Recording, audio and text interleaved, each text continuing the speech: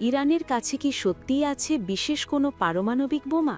যুক্তরাষ্ট্র ও ইসরায়েলের সাথে চলমান উত্তেজনার মধ্যেই কেন এমন ইঙ্গিত দিলেন ইরানের পার্লামেন্টের ডেপুটি স্পিকার? তাহলে কি এই অস্ত্র দিয়েই বড় ধরনের জবাব দিতে যাচ্ছে তেহরান? পশ্চিমা বিশ্ব বহুদিন ধরেই অভিযোগ করে আসছে, সমৃদ্ধ ইউরেনিয়াম ব্যবহার করে ইরান গোপনে পারমাণবিক অস্ত্র তৈরির পথে এগোচ্ছে। এই অভিযোগকে কেন্দ্র করে সাম্প্রতিক বছরগুলোতে একাধিকবার উত্তেজনা, এমনকি সরাসরি সংঘাতেও জড়িয়েছে যুক্তরাষ্ট্র ও ইসরায়েল।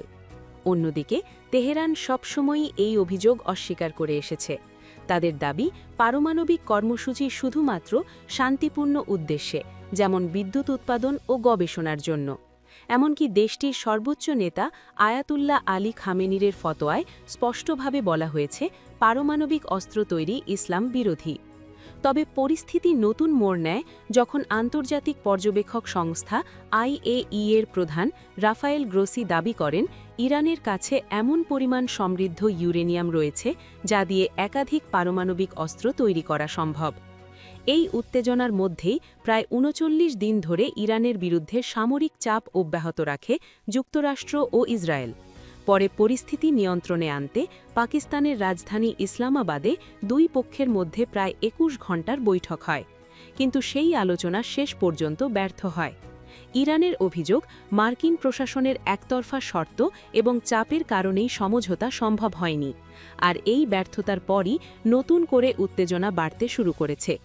এদিকে ডোনাল্ড ট্রাম্প এবং বেনিয়ামিন নেতানিয়াহুর নেতৃত্বে ইরানের বিরুদ্ধে নতুন করে কৌশল সাজানোর খবরও প্রকাশ পাচ্ছে আন্তর্জাতিক গণমাধ্যমে। তবে সবচেয়ে বড় চমক আসে ইরানের পার্লামেন্টের ডেপুটি স্পিকার হামিদ রেজা হাজি বাবাইয়ের বক্তব্যে। তিনি বলেন, হরমুজ প্রণালী আমাদের পারমাণবিক বোমা। এই বক্তব্যের পর থেকেই নতুন করে প্রশ্ন উঠেছে, ইরান আসলে কি বোঝাতে চাইছে।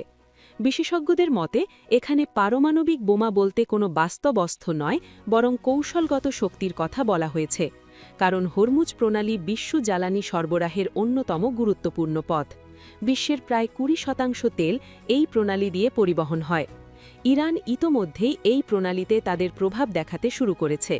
ফলে আন্তর্জাতিক বাজারে জ্বালানি সরবরাহে বড় ধরনের চাপ তৈরি হয়েছে। বিশেষ করে যুক্তরাষ্ট্র ও তার মিত্র দেশগুলো অর্থনৈতিকভাবে চাপে পড়েছে। শুধু তাই নয়, ইরানের বিপ্লবী গার্ড বাহিনী IRGC হুমকি দিয়েছে, যদি যুক্তরাষ্ট্র বা ইসরায়েল সংশ্লিষ্ট কোনো জাহাজ হরমুজ প্রণালী দিয়ে চলাচল করে তাহলে তা লক্ষ্যবস্তুতে পরিণত হবে। সম্প্রতি মার্কিন নৌবাহিনীর যুদ্ধজাহাজ USS মাইকেল মার্ফি এবং USS ফ্র্যাঙ্ক পিটারসন জুনিয়র ওই অঞ্চলে প্রবেশের চেষ্টা করলে ইরান প্রতিরোধ গড়ে তোলে। পরিস্থিতি এমন পর্যায়ে পৌঁছে যে শেষ পর্যন্ত জাহাজগুলোকে পিছু হটতে হয়। সব মিলিয়ে স্পষ্ট, ইরান সরাসরি পারমাণবিক বোমার কথা না বললেও হরমুজ প্রণালীকে কৌশলগত অস্ত্র হিসেবে ব্যবহার করছে। এখন বড় প্রশ্ন, এই পরিস্থিতিতে যুক্তরাষ্ট্র ও ইসরায়েল কি আবারও সরাসরি সংঘাতে জড়াবে, নাকি কূটনৈতিক সমাধানের পথই শেষ পর্যন্ত বেছে নেবে বিশ্ব শক্তিগুলো?